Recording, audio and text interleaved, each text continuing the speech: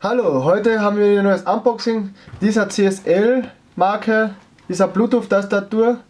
Die habe ich aus diesem Grund gekauft, da sie erstens günstig ist, ca. bei die 20 Euro. Und ich sie gekauft habe, da ich das Handy meistens so oft tippe, dass das mit einer Tastatur schneller funktioniert und einfacher ist. Und genauso im Bett auch sicher ein großer Vorteil ist, wenn man tippt, anstatt immer am kleinen Handy und so, weil man auch mehr Fehler macht und so weiter. Ja, das werden wir jetzt mal unboxen. So sieht die Hinterseite aus. Links und rechts. Öffnen wir sie gleich mal. Zweite teuerste. Ich wollte sie in schwarz, es gibt sie in weiß auch. Aber mir reicht das. Ist da sonst noch was drin? Nein.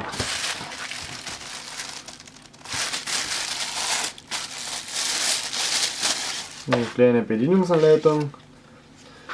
Zuerst sehen wir uns die Tastatur an, so sieht sie jetzt von der hinteren Seite aus. Die Reichweite beträgt bis zu 10 Meter und die Verbindung ist hier schon Bluetooth Version 3.0. Hier kommen dann, also hier ist der Ein- und Ausschalter, sie besitzt einen Ein- und Ausschalter. Vielleicht etwas blöd da ranzukommen, aber eigentlich funktioniert es. Dann der Connect-Button. Recht auch. Und hier kommen dann diese 2x AAA-Batterie Gummifüße. Das ist jetzt so von vorne aus. Natürlich besitzt sie keine beleuchtete Tastatur.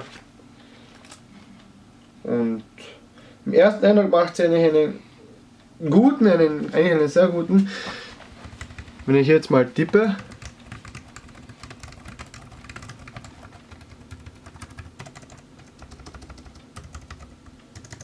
ist eigentlich ziemlich leise und wirkt wirklich gut in der Hand oder liegt sehr gut in der Hand. Ja, wenn wir uns kurz noch die Bedienungsanleitung anschauen, das ist jetzt hier alles in der Bedienungsanleitung. Der Lieferumfang, Funktionen, Tastenbelegung, Inbetriebnahme, dann hier noch ein paar Treibergeschichten für den PC. Sicherheitshinweise, Zeugungshinweise und so weiter. So viel mal hier zur Beschreibung. Ich werde sie jetzt gleich mal testen und anstarten und mal schauen, wie sie ist.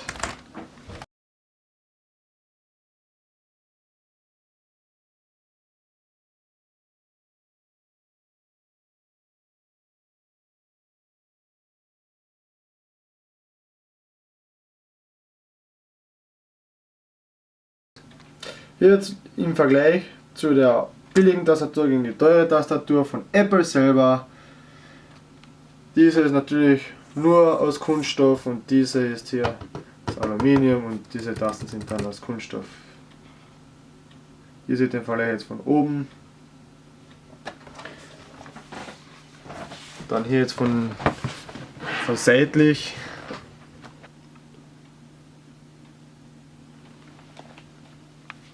Beim Gewicht selber sind beide eigentlich circa gleich, also kaum Unterschiede, natürlich wahrscheinlich auf dem Datenblatt wieder anders, aber so ist in der Praxis, merkt man nicht viel. Wenn man hier jetzt vergleicht,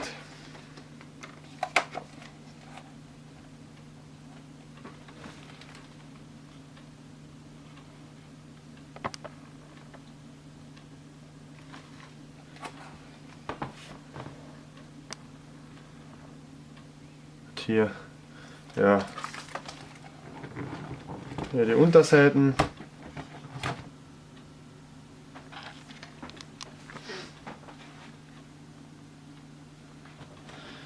Wenn wir jetzt die Tasten testen, wie laut die sind im Vergleich. Jetzt kommt die Apple-Tastatur, die billige.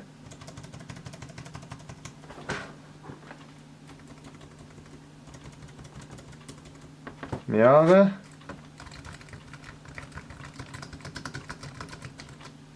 Günstige.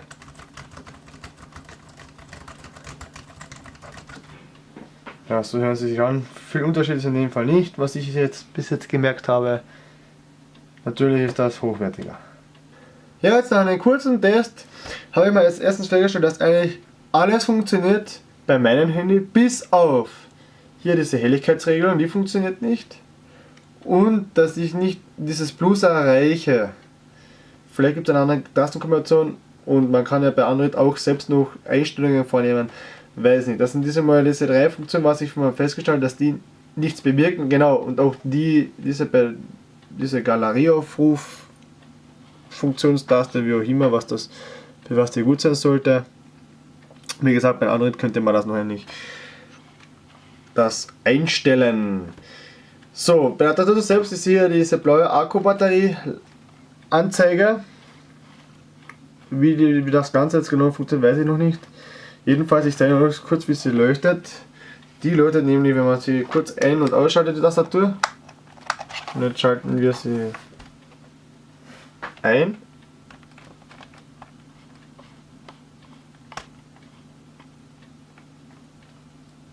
Und auch beim Koppeln blinkt sie. So, jedenfalls habe ich sie eingeschaltet und sie ist natürlich, wie man hier jetzt sieht, schon benutzbar. Hier sieht man, dass sich was tut und auch ich hier im ganzen Menü hin und her wechseln und jede beliebige App starten kann. Ich kann auch mit Spielen spielen, wie diesen hier zum Beispiel.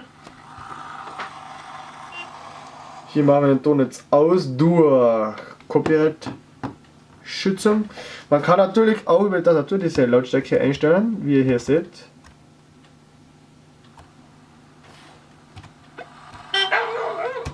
So. Man kann ganz normal damit spielen. Ja, jetzt habe ich gerade verloren. So. Links, rechts und funktioniert eigentlich zeitgerecht auch gut.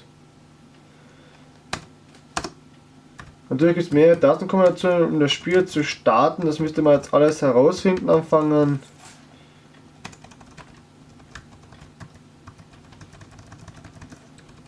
Und so weiter. Jedenfalls, man kann in jedem Fall auch spielen. Natürlich jeder Klick, was beim Display wieder man selber tippen muss, ist wieder eigentlich schlecht. Naja, jedenfalls. Und man kann auch genauso den Player starten. Lautstärke verändern. Muten. Das Ganze die Handys selbst sperren. Wieder entsperren. Und die Musik weiterschalten.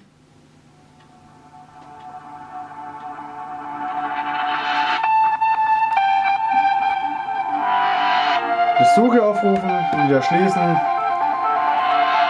Wenn hier kein Größe funktioniert, dann hier nochmal die Suche. Die Google-Suche. Dann kann man auch mit Doppelklick bei diesen die S-Voice aufrufen. Schließen. In Ordnung, wird abgebrochen. Man kann in dem Fall noch danach hinaus aus dem Menü gehen. Ja, dann, wenn wir jetzt zu den Schreibweisen kommen, testen wir das jetzt in einem Memo. Wie hier, in dem Fall brauchen wir die Tastatur ja nicht auf dem Display. Und wir tippen hier.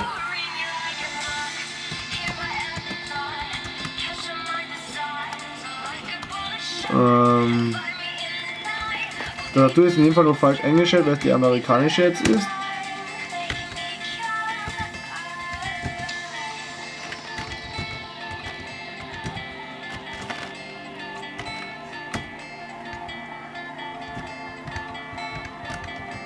So, wie das Fragezeichen jetzt funktioniert, weiß ich auch noch nicht. Irgendwie muss es auch funktionieren. Aha, jetzt habe ich zum Beispiel ein Plus hinbekommen. Dann nehme ich die Umschalt-Tab-Taste mit diesen Hochkommazeichen zusammendrücke. Wie gesagt, das ist hier noch Einstellungssache und dann funktioniert das auch.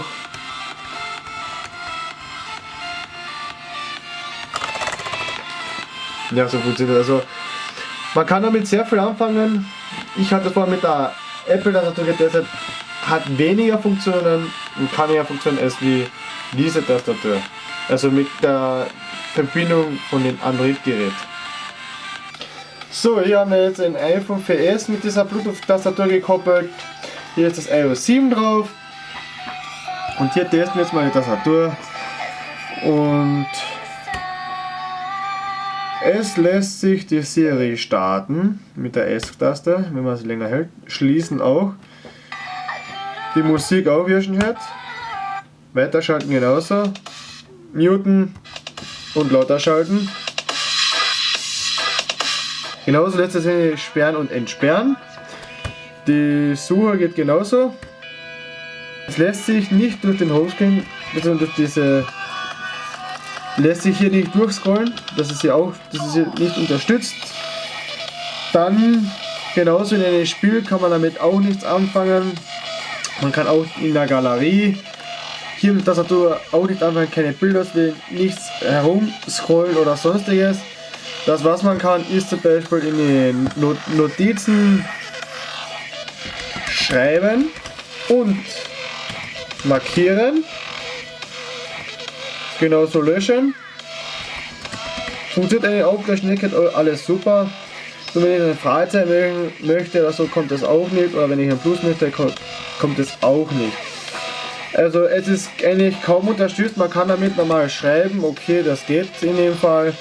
Dann was genauso nicht geht, zum Beispiel in den Chat drinnen. Wir haben es bei Telegram zum Beispiel getestet.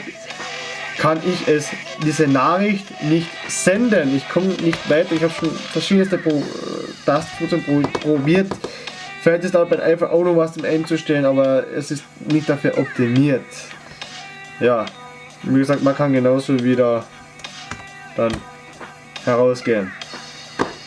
So kann man eigentlich nicht viel was mit einem iPhone anfangen. Und das ist eigentlich eher ein Problem. Genauso, wenn man in einem Taschenrechner drinnen ist, kann man keine Zahlen geben. Bei Starttaschenrechner geht so und so gar nichts. Und bei einem anderen heruntergeladenen Taschenrechner ist das Problem, dass im Endeffekt, wenn man was drückt, kommt da irgendwas heraus. Soviel zu den Unterstützungen zu einem iPhone oder zu einem iOS 7 bei dieser Tastatur. Das war jetzt noch der Test mit einem iPhone. Bis zum nächsten Mal.